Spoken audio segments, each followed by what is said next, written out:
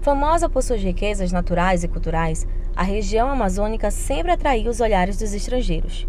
Conhecida por ser a Paris dos trópicos, Manaus, que antes era apenas habitada pelos povos originários, os índios, entrou na disputa da exploração dos portugueses e espanhóis, que foi marcada pelo Tratado de Tordesilhas, que definia em hemisférios os limites que ambos poderiam explorar na América do Sul.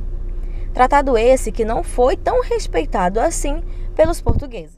Onde nós estamos hoje, Manaus, Amazonas, de acordo com o Tratado de Tordesilhas, pertenceria aos espanhóis, Os portugueses que foram avançando para o oeste e ocupando as terras, ao mesmo tempo expulsando espanhóis.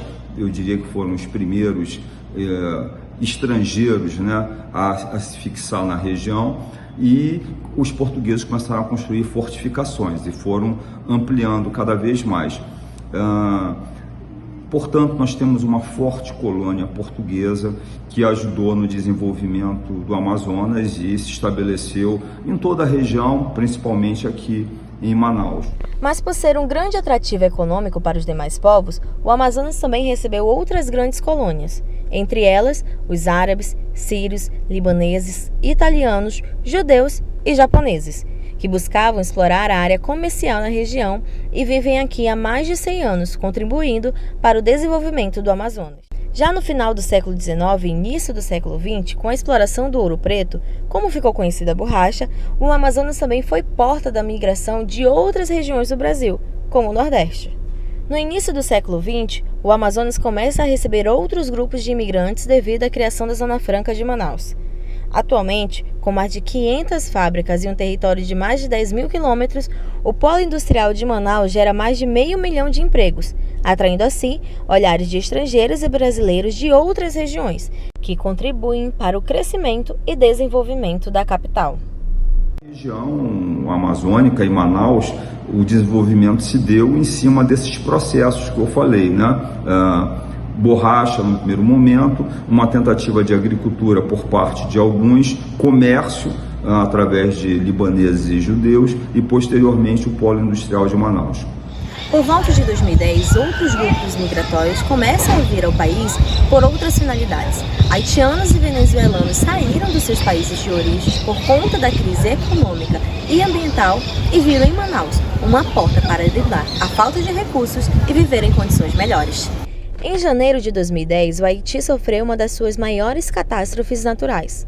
Um terremoto matou aproximadamente 230 mil pessoas e deixando outros quase 2 milhões de haitianos desabrigados, provocando um grande fluxo migratório do país. Entre 2010 e 2016, o governo federal estima que cerca de 75 mil haitianos chegaram ao país. Em Manaus, os recém-chegados chegaram a dormir em praças e calçadas. Já na zona centro-sul de Manaus, a paróquia São Geraldo serviu como abrigo para a maioria desses refugiados. Em 2013, uma crise política tomou conta da Venezuela. Opositores denunciavam o abuso de poder do então presidente Nicolás Maduro.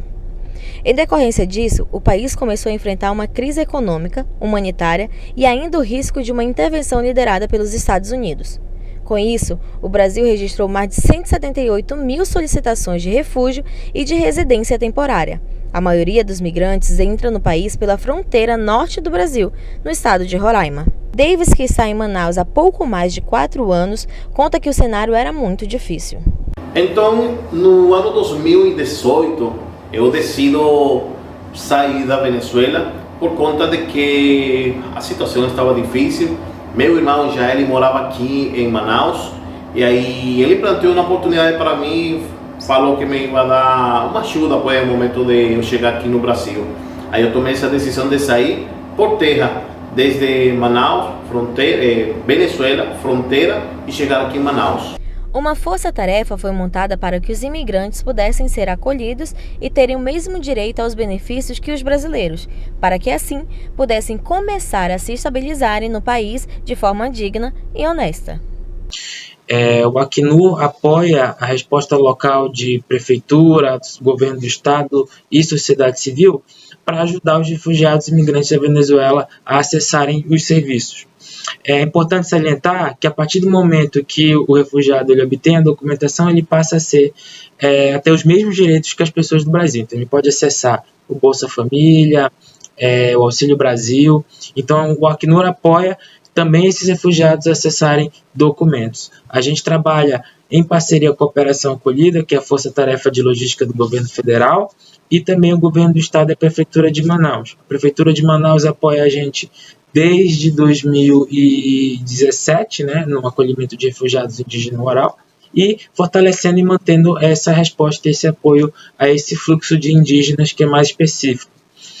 Enquanto o Governo do Estado e a Operação Acolhida apoiam com interiorização de pessoas para outros estados e abrigamento também.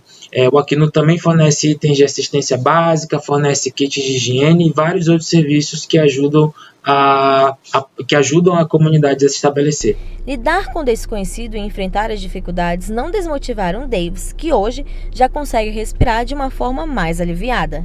Então, no ano 2018, eu decido sair da Venezuela por conta de que a situação estava difícil. Meu irmão já ele morava aqui em Manaus e aí ele planteou uma oportunidade para mim, falou que me ia dar uma ajuda no momento de eu chegar aqui no Brasil.